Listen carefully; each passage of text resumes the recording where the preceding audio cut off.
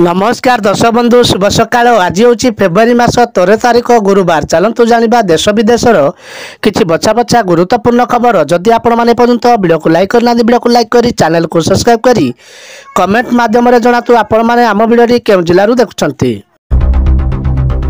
मुख्यमंत्री बड़ निष्पत्ति पुओ जन्म हेले मिलिबो 10,000 झील जन्म हेले मिलिबो 12,000 रु अधिक टंका। राज्य में कार्यकारी होउतिबा ममता योजना सहित प्रधानमंत्री मातृवंदना योजना मिलित भाव में कार्यकारी करा जिवो। एथिरे कन्या संतान जन्म पाई गर्भवती मानकु वर्ष को अधिक 2,000 टंका प्रदान करा जिवो। गर्भवती प्रसूति महिला मानक उत्तम स्वास्थ्य तथा कन्या संतान जन्म को प्रोत्साहित करिया पाई मुख्यमंत्री श्री मोहन चरण माझी एही निष्पत्ति ग्रहण करछंती। आसंता 15 तारिख में राशन कार्ड ई-केवाईसी आवेदन शेष तारिख।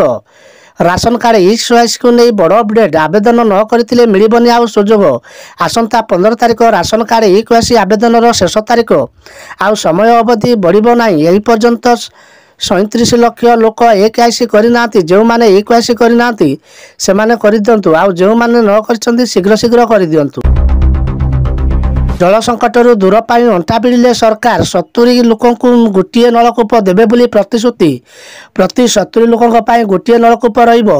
70 अधिक लोक थिले 2टी नलकूप हेबो। दुर्गम और उपंत अंचल रहुतबा लोक टैंकर जोगे पानी दियाजिबो। सबु जिलापाल को एही बड़ी निर्देश दिया जायछि बोली पंचायती राज और पानीय जल मंत्री नबीला रायर नायक सूचना दैछंती।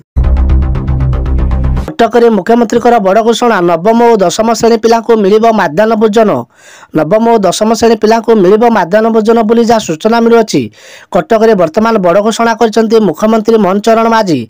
एणिकी विद्यालय में प्रथम रु दशम श्रेणी पर्यंत छात्र छात्री मानक मध्याह्न भोजन करेंगे। पूर्व स्कूल में प्रथम रु अष्टम श्रेणी जाए सरकार मध्याह्न भोजन मिलुला, किंतु यह चेंज हो दशम श्रेणी पर्यंत मिलिबो बोली जहाँ सूचना मिलुछि। पुणी बढ़ला सुना दर 80,000 पार है 22 क्यारेट सुना दर। आज पुणी बढ़ी सुना दर। आज देश में सर्वकालीन रेकर्ड भांगी सुना दर। 24 क्यारेट सुना 10 ग्राम को 870 टंका बढ़ी बेले 22 क्यारेट 800 टंका बढ़ी। एवं सुना दर वृद्धि पाई 24 क्यारेट सुना दाम 78,930 टंका होता बेले 22 क्यारेट सुना दर 80,600 टंका रही।